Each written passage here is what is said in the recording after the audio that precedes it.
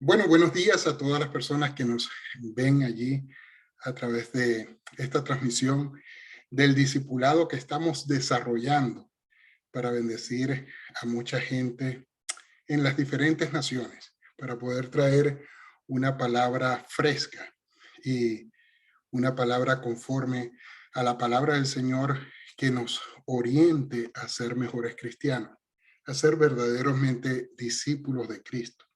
Es nuestra intención. Para ello hemos estado viendo la doctrina,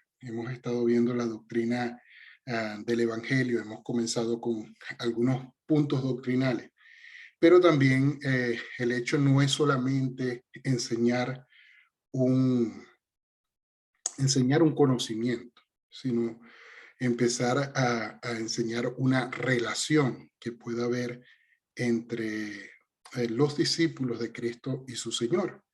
Porque podemos tener el conocimiento, pero no sabemos cómo aplicar el conocimiento o hacer que el conocimiento baje de nuestro cerebro, de nuestro pensamiento a nuestro corazón y que nosotros podamos vivir este conocimiento o este discipulado que nosotros estamos entregando y dando y recibiendo cada uno de nosotros. Bueno, hablamos entonces, como les dije al principio, estuvimos hablando de la doctrina, de algunos puntos doctrinales y estamos en la doctrina, en la parte de la doctrina donde hablamos de Jesús y hemos estado tocando desde el nacimiento de Jesús, su desarrollo personal del ministerio, la manera de pensar de Jesús, el poder de Jesús, su humanidad. Hemos hablado, pero hoy quiero tocar un poco del liderazgo de él. No voy a, como les digo en todas las clases, no voy a tocar lo que ya ustedes a lo mejor han escuchado normalmente en la iglesia. Voy a tocar algunos puntos específicos que la iglesia ha dejado de practicar y que la iglesia ha dejado de enseñar. Y es importante conocerlo porque así nosotros podemos ser verdaderos discípulos de Cristo. Y quiero comenzar con un pasaje de la Biblia. Y quiero irme al libro de Lucas y trata que ver de uno de los llamamientos de los discípulos que Jesús hace. Dios hace uno de los llamamientos a uno de sus más grandes discípulos, digamos, de esta manera, en su alcance, en su responsabilidad, en su carácter. Este hombre fue tremendamente transformado y del cual vamos a estar hablando de Pedro en este pasaje. Lucas capítulo 5, verso 1 al 11. Quiero leerte acerca de este llamado y de qué se trata, cómo Jesús procura hacer el llamado de Mateo. Aconteció que estando Jesús junto al lago de Genezaret, el gentío se agolpaba sobre él para oír la palabra de Dios. Y vio dos barcas que estaban cerca de la orilla del lago, y los pescadores, habiendo descendido de ellas, lavaban sus redes. Y entrando en una de aquellas barcas, la cual era de Simón, le rogó que la apartase de tierra un poco, y sentándose, enseñaba desde la barca a la multitud. Cuando terminó de hablar, dijo a Simón: Simón, boga mar adentro y echa vuestras redes para pescar. Y respondió Simón, dijo: Maestro, toda la noche hemos trabajado y nada hemos pescado, mas en tu palabra echaré la red. Quiero detener un momento allí. Pedro sabía, o Simón, sabía que Jesús no era un pescador. ¿Cómo lo sabía? Por sus manos, por su piel. Los pescadores saben que son diferentes a los demás, sus manos son diferentes a las manos de un carpintero o de las manos de otra profesión. Ellos lo sabían, pero algo vio ¿cómo se llama? Pedro en Jesús, que le dijo: bueno, Señor, en tu nombre vamos a hacer como tú dices. Y habiendo hecho esto, encerraron gran multitud de peces y su red se rompía. Entonces hicieron señas a los compañeros que estaban en la otra barca para que viniesen a ayudarle. Y vinieron y llenaron ambas barcas de tal manera que se hundían. Viendo esto, Simón Pedro cayó de rodillas ante Jesús diciendo: apártate de mí, Señor, porque soy hombre pecador. Porque por la pesca que habían hecho, el temor se había apoderado de él y de todos los que estaban con él. Y asimismo, de Jacobo y de Juan, hijos de Zebedeo, que eran compañeros de Simón. Pero Jesús dijo a Simón: no temas, desde ahora serás pescador de hombres.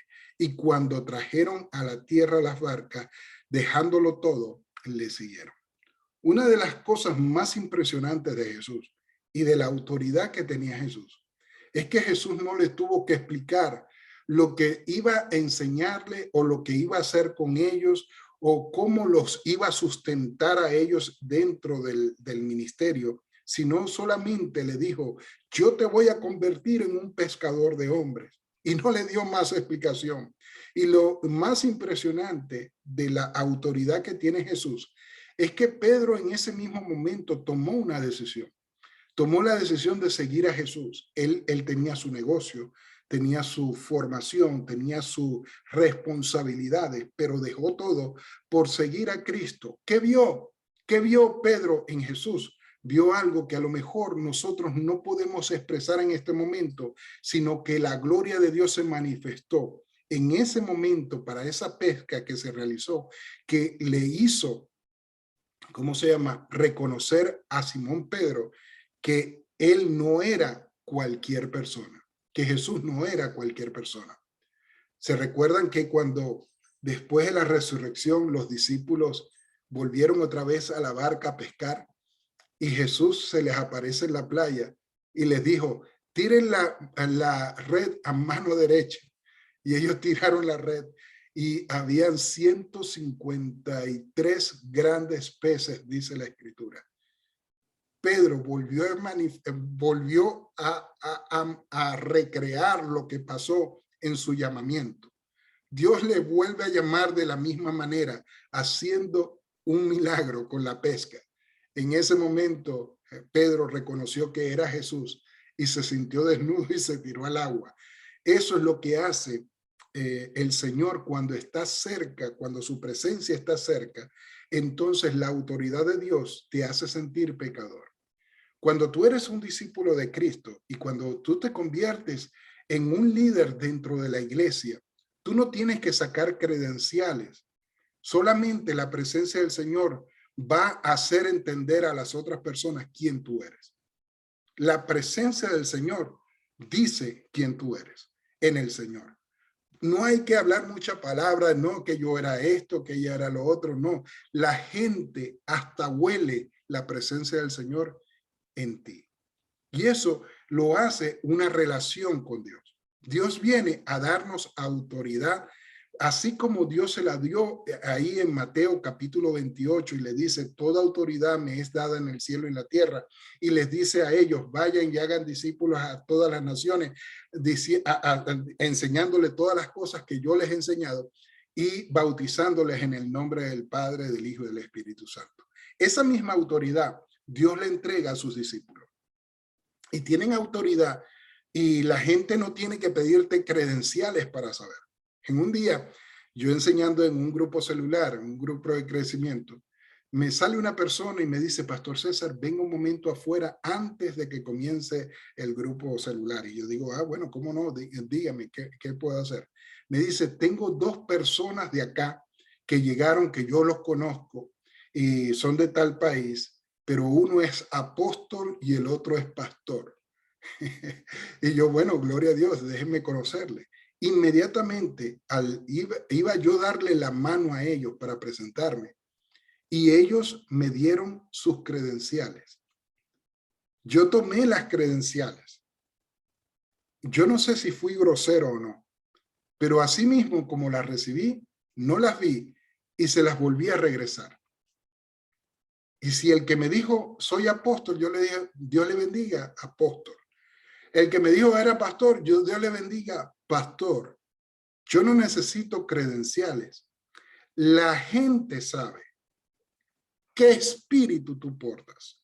La gente conoce por qué caminos tú caminas. Eso lo hace y lo revela el Espíritu Santo.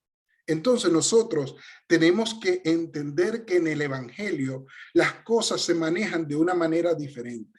Jesús no le llegó diciendo a a Pedro allí y a sus amigos, a Jacobo y a Juan, diciéndole, yo soy el Hijo de Dios, yo soy el que viene del cielo, yo soy el Cristo, yo soy el que va a salvar a las naciones. Él no dijo nada de eso, él solamente le dijo, yo les voy a enseñar a ustedes a ser pescadores de hombres. Y ellos dijeron, bueno, pues no se diga más, voy a seguir a Jesús. La autoridad de Jesús estaba sobre todas las cosas y ellos podían verla y podían sentirla de Jesús.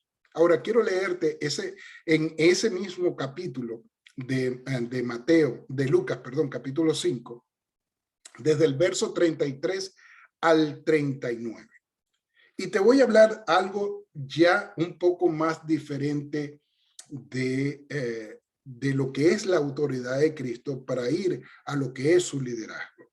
Entonces ellos le dijeron, ¿por qué los discípulos de Juan ayunan muchas veces y hacen oraciones y asimismo los de los fariseos, pero los tuyos comen y beben? Y él les dijo, ¿podéis acaso hacer que los que están en bodas ayunen entre tanto que el esposo está con ellos? Mas vendrán los días que cuando el esposo les será quitado, entonces en aquellos días ayunarán. Pero le lanzó una parábola a Jesús. Bueno, dos parábolas. Viene una y le lanza la parábola de las vestiduras viejas, de la tela vieja con la tela nueva. No puedes poner remiendos nuevos en una tela vieja, se te va a romper. Igualmente les habla acerca de los odres y le dice, no puedes poner un vino nuevo en un odre viejo, tienes que ponerlo en un odre nuevo para que se conserven los dos, para que ellos puedan funcionar. Entonces Jesús le dijo, yo vengo a traer un liderazgo, yo vengo a traer una formación diferente a lo que ustedes hoy conocen, porque ustedes están haciendo y siguiendo lo que la religión dice, lo que las costumbres dicen, mas yo vengo a traer mi reino, el reino de los cielos, lo vengo a traer de una manera diferente. Y eso es lo que choca contra todos los religiosos, porque los religiosos se empiezan a seguir unos patrones establecidos cuando Jesús trae libertad para que no haya una opresión en sus discípulos. Y Jesús dice, antes de yo mandarlos a ellos al ruedo, a predicar, a evangelizar, primero los voy a renovar, primero los lleno de mi presencia, primero los transformo a ellos para que después ellos puedan transformar a otros. Es impresionante que después vienen a Jesús y los fariseos empiezan a ver esta característica de Jesús que viene un poco distinta a lo que nosotros conocemos, y vienen y atacan a Jesús en su autoridad, atacan a Jesús en su manera de hacer las cosas. Y quiero llevarte al capítulo 7 de Marcos, y quiero que tú veas algo allí que está escrito. Te voy a leer varios versículos. Acuérdate, yo te quiero hablar de la Biblia y quiero darte las razones, el por qué te estoy leyendo los versículos que te estoy leyendo. Capítulo 7 en el libro de Marcos, verso 1 al 13, dice de la siguiente manera: se juntaron a Jesús los fariseos y algunos de los escribas que habían venido a Jerusalén, los cuales, viendo a algunos de los discípulos de Jesús comer pan con las manos inmundas. ¿Y qué era comer pan con las manos inmundas? Que ellos no se lavaban varias veces las manos según la tradición o la formación de ellos, sino que ellos agarraban la comida así. Ellos no se sentían como ahora la gente. Hoy, si tú tienes una botellita de agua, esa botellita de agua te pertenece a ti y no la puedes compartir con nadie. Cuando yo comparto mi café con mi esposa es un rollo. ¿Por qué? Porque el café viene mi esposa y le marca toda la pintura de labios allí, después yo ando con el potecito allí, con toda la pintura de labios ahí en el borde, y tomamos juntos. Es más, cuando vamos a veces allí nos dicen, mira, ¿quieren un agua? Denme una, porque una la compartimos mi esposa y yo, la hacemos y no tenemos problema. Recuerdo que cuando éramos niños, Nosotros salíamos a jugar y comprábamos 1 litro de Pepsi-Cola. Y todo el mundo le pegaba el pico a esa Pepsi-Cola y nadie se enfermaba. Hoy no. Hoy nosotros vemos, le damos vuelta, la apretamos a ver si le sale una gota. Y eso, si eso pasa, entonces nosotros no tomamos esa agua. Pero bueno, Jesús, con este tema de la tradición y cómo condenaban a sus discípulos, dice, porque los fariseos y todos los judíos aferrándose a la tradición de los ancianos, si muchas veces no se lavaban las manos, no comen.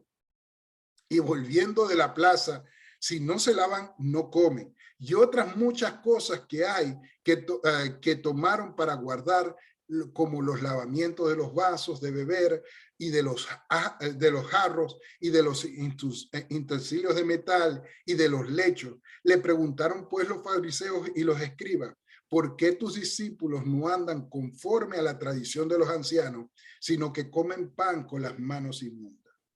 Quiero decirte algo. Nosotros no nos podemos, a veces no nos damos cuenta cuando la religión nos ha atrapado. Yo tengo por ahí una figura que la pongo todos los años en el Facebook y es un hombrecito que lo tengo amarrado con un cepo, lo tengo amarrado y es una pelota que tienen ahí y está amarrado a eso y no se puede mover. Y yo hago la pregunta, te atraparon nuevamente los mandamientos de los hombres, porque cuando no nos damos cuenta, dejamos que la religión se meta en nuestra vida. Si yo no oro de esta manera, si no leo la palabra tantas veces al día, si no voy tantas veces a la semana a la iglesia, te llaman dominguero, te dicen un poco de cosas y empieza la religión, en vez de acercar a la gente a Cristo, a separarla. Imagínate un hombre que apenas está comenzando su vida en el Señor, vienen y le dicen, no, que tú eres un dominguero, que solamente vienes el domingo, que solamente vienes una vez, vienes si acaso, vienes si viene solamente Thanksgiving o viene fin de año o viene Semana Santa, te aparece y lo atacan en vez de recibirlo con amor. Yo pregunto esto, ¿será que Jesús se enfocara más viéndonos a nosotros llegar a la iglesia de vez en cuando en criticarnos por no venir todos los días o en sanarnos? Buscar a Jesús, tratar de liberarnos de a lo mejor de las cargas que a lo mejor hemos acumulado por no estar en comunión con Dios, o sería que nos estuviera atacando desde un púlpito enviándonos al infierno. Porque muchas veces la religión esto hace. Y tenemos que tener cuidado porque no nos damos cuenta. Y el religioso, cuando se dicen esas cosas, aplaude. Cuando se dicen esas cosas, dice gloria a Dios. Cuando un ministro viene y saca, en vez de de pasarle la mano para ayudar a esa persona y levantarlo, saca un látigo y le da de latigazos a la gente. Y le dice, te vas a ir al infierno. No vas a hacer. Y le dicen a los cristianos que van todos los domingos, te vas a ir al infierno, porque no haces las maneras como yo te digo que las haga. Y te empiezan a golpear con la religión. No todas las iglesias son iguales. Usted va de una esquina a la otra y va a encontrar otra iglesia y se comportan de una manera distinta. ¿Será que solamente mi congregación será la única que va a ser salva? ¿Solamente los que estén bajo una denominación solamente van a ser los que van a ser salvos? ¿Solamente los que hagan las cosas como están acostumbrados mis padres, será que yo voy a ser salvo por eso? ¿O será que yo voy a ser salvo por confesar que Jesucristo es el Señor? Por aceptarlo como mi Señor. ¿Por qué yo voy a ser salvo? Entonces, los discípulos fueron atacados por los fariseos y Jesús los defendió. Este es el carácter verdadero de Jesús, que Jesús no calló su boca, sino que alzó la voz contra la religión y contra todo lo que se había formado, que separaba a Dios de los hombres. Porque déjame decirte algo, estos hombres como Pedro, como Juan, como los discípulos de Cristo que estaban con él, eran judíos también, pero habían sido rechazados por la religión de los fariseos, porque ellos no se comportaban como ellos, porque a lo mejor ellos pensaban que no iban a poder ser salvos, porque no podían llegar al nivel de forma de vida de los fariseos, de los saduceos, de los escribas, y ellos no podían llegar a ese nivel. Pareciera que solamente los que se iban a graduar en el cielo, que iban a recibir esa salvación, iban a ser los religiosos de la época. Pero no era así. Cristo no vino a buscar a los que ya estaban preparados, santificados, vino a buscar a los pecadores. Y viene Jesús y los defiende a sus discípulos. Y eso es lo que me gusta del carácter de Jesús. Que Jesús no vino solamente a hacer, como algunos piensan, a dar la otra mejilla. Sí, lo tuvo que hacer y lo enseñó de esa manera, pero no es la manera como nosotros lo hemos pensado. Nosotros, a pesar de que nos atacan, bendecimos. A pesar de que nos intentan dañar, nosotros todavía oramos por aquellas personas.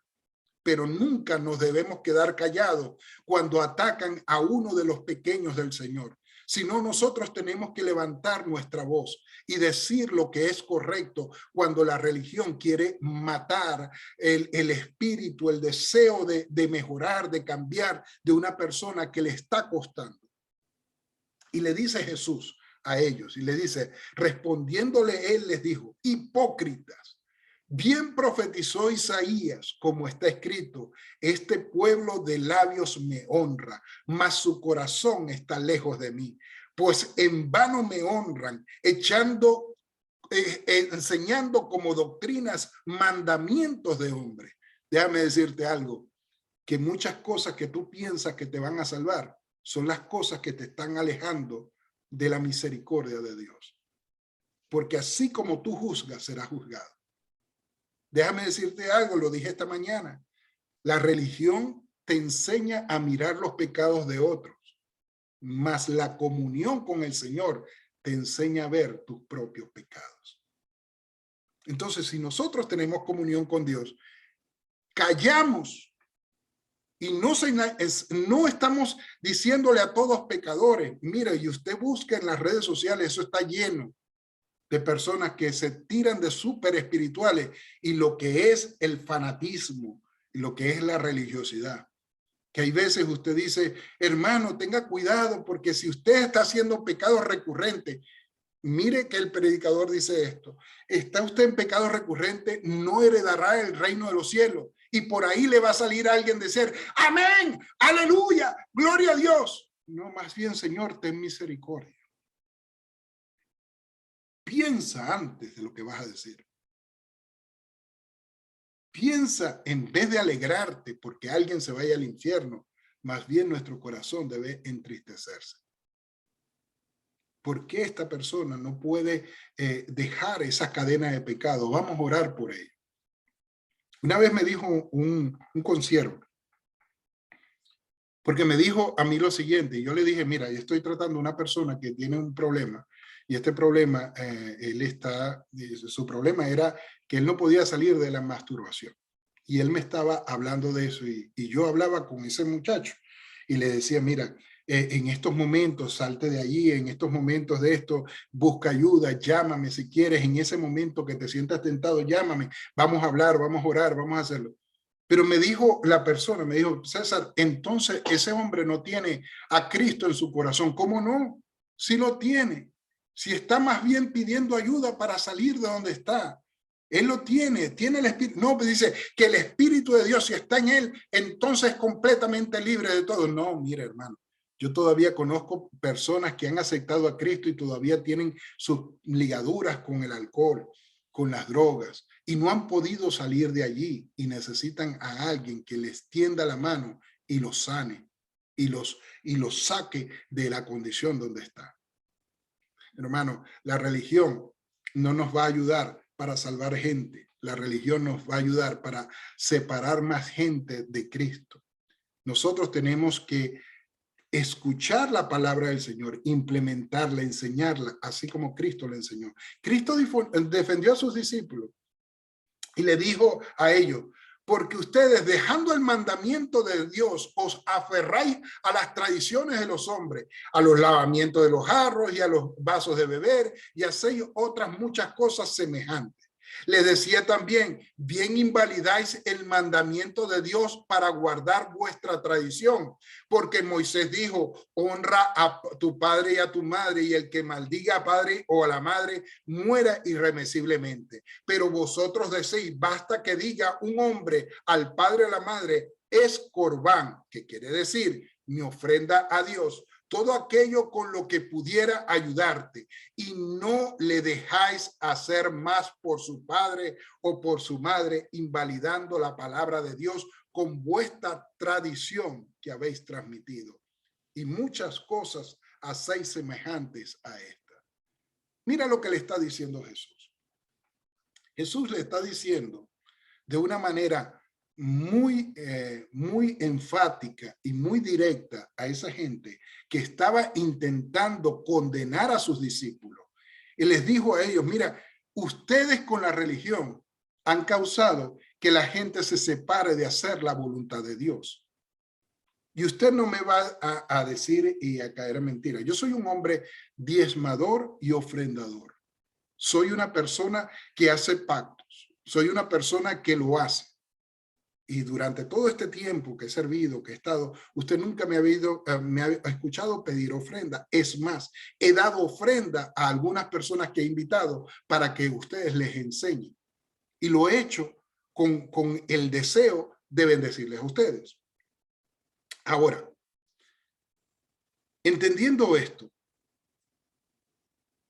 hay veces yo considero que se ha ido mucho y se ha pasado la frontera acerca del pedir ofrenda y diezmo. Porque no hacen ¿cómo se llama? No hacen el equilibrio que Jesús tenía. ¿Y cuál era el equilibrio que Jesús tenía? Mira, cuando encontró en la ofrendario, cuando se estaban dando ofrendas en el templo, venía un hombre que trajo mucha riqueza. Uno podía decir, con esa cantidad de dinero va a comprar más favores de Dios que una mujer que trajo nada más 2 moneditas o 2 cosas allí para entregarlas allí en el templo. Y dice Jesús: esta mujer dio más que todos los que han venido a ofrendar. Porque el Señor no ve la cantidad, Dios ve el corazón del hombre. Hay gente que se ha atrevido a decir que por no diezmar se van a ir al infierno. La Biblia no dice eso. Yo diezmo no porque me vaya a perder. Yo diezmo no porque el diezmo me va a dar a mi salvación. Yo diezmo porque tengo un compromiso con Dios y con su iglesia. Yo diezmo porque estoy agradecido y yo doy para que la obra del Señor avance, para que la obra del Señor crezca, para que el dinero en manos de hermanos puedan multiplicarlo para llevarlo a mucha gente. Pero nunca enseñaré que si no dan el diezmo se van al infierno, porque la Biblia no dice eso. Y usted me podrá decir y sacar Malaquías. Bueno, vaya a Malaquías y entienda lo que diga Malaquías. Entienda lo que dice Malaquías. Entienda lo que está pasando en Malaquías. Pero eso no se aplica al día de hoy. No estoy queriendo decir que usted no va a diezmar y ofrendar. Estoy diciendo que yo soy un diezmador, soy un ofrendador, soy un hombre de pacto, pero no creo que el diezmo o la ofrenda te salva. Y te van a salir los religiosos a te decir: porque donde está tu corazón, donde está tu dinero, ahí está tu corazón. Yo amo a la iglesia del Señor. Pero la iglesia del Señor no son los templos, no son los edificios. La iglesia del Señor son la gente. Pero la iglesia se ha olvidado de sus ancianos. La iglesia se ha olvidado de sus viudas. La iglesia se ha olvidado de sus huérfanos. La iglesia se ha olvidado de ellos para tener equipos, edificios, instalaciones preciosas que uno dice, bueno, esto le da la gloria y la honra a Dios. Mentira, lo que le da la gloria y honra a Dios cuando nos ocupamos de sus pequeños. Eso le da la gloria y la honra a Dios. Wow. Ya me metí en problemas. Eso me van a tirar piedras por todas partes. Y si usted me tira, no importa. Dale, estamos aquí con caparazón de tortuga ya ahorita. Y le dice, entonces, le dice Jesús que las tradiciones de ellos invalidan a veces los mandamientos de Dios. A veces nosotros no amamos a nuestro prójimo cuando nuestro prójimo que está en la iglesia nosotros mismos le condenamos. Nosotros no lo amamos porque en vez de ayudarlo y levantarlo, lo condenamos. Cuando Gálatas capítulo 6:1 nos dice, vosotros que sois espirituales y veis a uno de sus hermanos caer en pecado, de cometer pecado, vosotros que sois espirituales, ustedes tienen que levantar a sus hermanos, orar por ellos, porque si no, ustedes pueden ser tentados igual como ellos han sido tentados.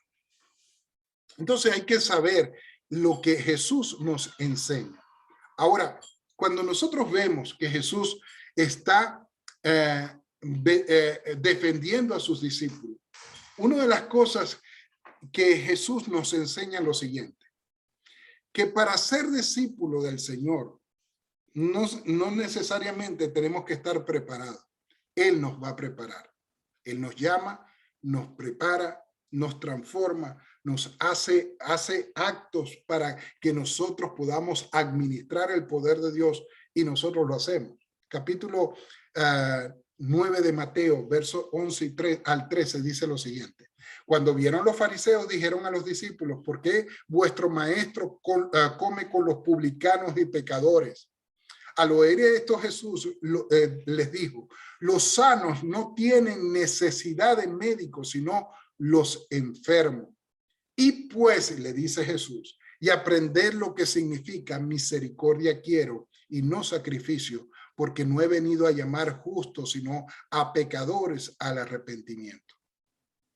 Muchas veces, entonces, las religiones pueden impedir que la gente pueda entrar al cielo por la condenación que hay, por las imposibilidades que hay.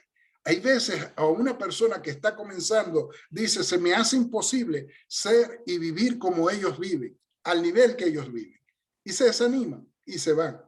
Pero cuando un líder puede bajarse del púlpito para sentarse y comer con la gente que pastorea, con la gente que cuida.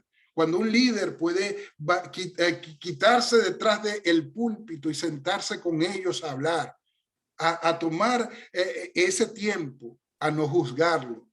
Mire, hay veces nosotros tenemos que estar en sitios donde espiritualmente no nos sentimos bien. Espiritualmente nos sentimos un poco así porque hay costumbres que nosotros no practicamos, como el tomar, como las borracheras, como algunas cosas que no practicamos que no convienen a los cristianos. Debemos apartarnos para mantenernos en santidad, para mantener esa relación con Dios, porque no nos bendice. Pero esto no quiere decir que no convivamos con ellos, que estemos con ellos para rescatarlos. Jesús viene y muestra un liderazgo diferente al mundo, que hoy nosotros conocemos, que hoy la iglesia lo ha perdido. Y es que el liderazgo de Jesús no fue un liderazgo a la fuerza, sino fue un liderazgo con una, ¿cómo se llama? Compasivo, un liderazgo que te quería enseñar y no condenar, un liderazgo que te quería preparar, mas no hacerte sentir mal.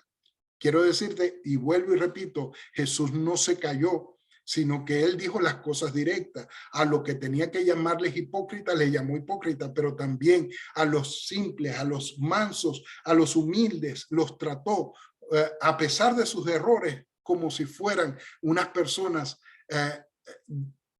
¿cómo se llama? Que si se merecieran el buen trato del Señor. Dios los trató bien. Y dice la escritura allí en Mateo capítulo 11, versos 25 al 30, te leo esto. Dice, en aquel tiempo respondió Jesús, te alabo Padre, Señor del cielo y de la tierra, porque escondiste estas cosas de los sabios entendidos y las revelaste a los niños. ¿De quién está hablando? De los pequeños del Señor. No se lo reveló a niños de edad, sino a los que están comenzando, a los que están arrancando en el evangelio. Dijo, sí, Padre, porque a ti te agradó. Todas las cosas me fueron entregadas por mi Padre y nadie conoce al Hijo sino el Padre, ni al Padre conoce a alguno, sino el Hijo, y a quien el Hijo lo quiera revelar. Si a nosotros se nos ha revelado el reino, no es por lo bueno que nosotros fuimos. Se nos reveló el reino porque éramos pecadores también. Si hoy no sabemos el Juan 3:16 y no sabemos a lo mejor, ¿cómo se llama? Todo lo puedo en Cristo que me fortalece. Y sabemos que los pensamientos de Dios son de bien y no de mal. Si ya sabemos eso, no quiere decir que no la sabemos todas. Seamos humildes. Y le dijo el Señor, venid a mí todos los que estáis trabajados y cargados y os haré descansar. Llevad mi yugo sobre vosotros y aprended sobre mí, que yo soy manso y humilde de corazón, y hallaréis descanso para vuestras almas, porque mi yugo es fácil y ligera mi carga. ¿Qué es? ¿A quién está llamando Jesús? ¿A personas emproblemadas? ¿A quién le está llamando Jesús? Pequeño. Le está diciendo a aquellos que a lo mejor están pasando por tribulaciones. No, le está diciendo pequeños, a los que él llamó, y que están comenzando con él. Aquellos que habían sido rechazados por la religión y les llama mis pequeños, para poderlos a ellos sanar, bendecir y darle a ellos una manera diferente de acercarse a Dios, ya no por una religión, sino por una relación. Y Dios, a través de Jesús, nos abre el camino a nosotros para que podamos entender. Una de las cosas que Jesús, y doy dos características más del liderazgo de Jesús, y termino porque ya es tarde. Nunca favoreció a nadie. Cristo fue igual para con todos, ricos o pobres, enfermos o sanos. Cristo fue igual para con todos y a todos los trató igual. Ni siquiera a sus propios amigos los trató de manera diferente. Y ustedes me dirán, bueno, Pastor César, Jesús sí tuvo amigos, tuvo a Lázaro su amigo. Marta, su amiga, la que le había servido, la que le dijo, Señor, ven porque Lázaro va a morir. Y no fue Jesús. Se quedó tranquilo Jesús. Siguió haciendo la obra que tenía que hacer y él dijo, voy después. Porque llega el momento que Cristo va a hacer lo que él quiere, su voluntad, su poder, lo va a manifestar. Pero él no le dio privilegio ni siquiera a Lázaro. Lo trató igual. Y usted me dirá, Pastor César, no es así. No, usted se echó a perder, Pastor César, no es así. Te leo Mateo capítulo 3, verso 31 al 35. Mateo no, Marcos capítulo 3, verso 31 al 35. Y después tú me juzgas. Vienen después sus hermanos y su madre, están hablando de Jesús, o viniendo después su padre, y quedándose afuera, enviaron a llamarle. Fíjate. Ellos dijeron, nos va a tratar Jesús con un VIP. Tenemos sillas reservadas para nosotros que dicen familia de Jesús. Aquí nos van a atender bien. Ahí los ujieres nos los apartaron la silla. Ahí tienen, ¿cómo se llama? Separadores y todo esto. Y vienen y le dicen, y la gente que estaba sentada alrededor de él dijo, tu madre y tus hermanos están afuera y te buscan. Y él respondió diciendo, ¿quién es mi madre y mis hermanos? Y mirando a los que estaban sentados alrededor de él, le dijo, he aquí mi madre y mis hermanos. Porque todo aquel que hace la voluntad de Dios, ese es mi hermano y mi hermana y mi madre. Ni siquiera a María, a su mamá le dio entrada. Dije, por lo menos dejar a los hermanos afuera, pero a María le hubiera dado entrada. No, a María también la dejó afuera, porque él no iba a hacer preferencia con nadie. Y no hizo preferencia, todos eran iguales. Todos en el reino somos iguales. Todos necesitamos la sangre de Cristo. Sí, algunos dones son mayores que otros, algunos dones son más exhibidos que otros, son más conocidos, personas que hacen más milagros, a lo mejor otros hacen, sí, eso sí es verdad, pero Dios no te tratará igual, ni te va a tratar diferente, porque muchos dirán al final, pero Señor, yo en tu nombre eché fuera demonios, en tu nombre yo prediqué, yo sané y todo esto, y le dice, apartado de mí, yo no los conozco. Porque el don no te salva, los milagros no te salvan, te salva la obediencia a Cristo. Y muchos están engañados en el reino, que piensan que lo tienen todo. No, hermano. Una vez me enseñaron a mí esto y yo lo aplico en la vida. El pastor tiene que oler a oveja. Y yo lo aprendí. Yo aprendí eso al pie de la letra. El pastor debe oler a oveja. Nunca podemos estar tan separados de la gente para sentirnos santos. Tenemos que estar en medio de la gente para conocer sus dolores, sus problemas, sus asuntos, sus peticiones, orar por ellos, sanarlos, levantarlos, ayudarlos, conocer y cómo enseñarles sus cosas y poderlos sacar de la condición donde están. Entonces, Dios y Jesús nos enseñan a que el liderazgo de Él no hace preferencia. Ninguna. Y termino con esto porque ya ha pasado bastante el tiempo. Mateo capítulo 20, verso 25 al 28. Te hablo del liderazgo de Jesús. Entonces Jesús, llamándolos, les dijo. ¿Y esto por qué Jesús los llama? Porque se enojaron los discípulos. Había un pleito armado entre todos los discípulos. El que me diga que aunque los que estaban con Jesús eran totalmente santos, no, estaban que se mordían unos al otro. Porque llegaron la mamá de los hijos de Zebedeo. Llegaron y le dijo, Señor, ¿puedes sentar a uno de mis hijos a tu derecha y otro a tu izquierda? Jesús, yo creo que se le quedó mirando a la señora. Si fuera de esos un poquito groseros, así tipo mexicano, y eso, no estoy diciendo que los mexicanos sean groseros, sino le diría, se le quedó mirando a la vieja y le dijo, mira, mira vieja, no, yo no soy el que determina quién se va a sentar a la diestra o a mi izquierda o a mi derecha, yo no soy, eso lo va a determinar mi padre, pero lo que sí te puedo decir, la izquierda mía está ocupada, porque yo voy a estar sentado a la diestra de Dios Padre. La mía va a estar ocupada, o sea, a la derecha de mí se puede sentar cualquiera, pero a mi izquierda nadie, porque ahí va a estar sentado mi papá. Así le digo eso. Y le dice así. Le digo, entonces llamándole, digo, ¿sabéis que los que gobiernan los gobernantes de las naciones se enseñorean de ellas y los que son grandes ejercen potestad?